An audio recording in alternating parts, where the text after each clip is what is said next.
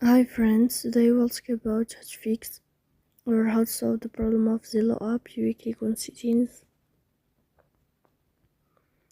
then you can click on apps, default apps, app settings. On above you can search about Zello app,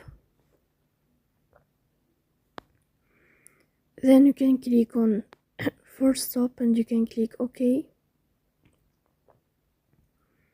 Here we'll enter to the window of storage, then you can click on clear cache.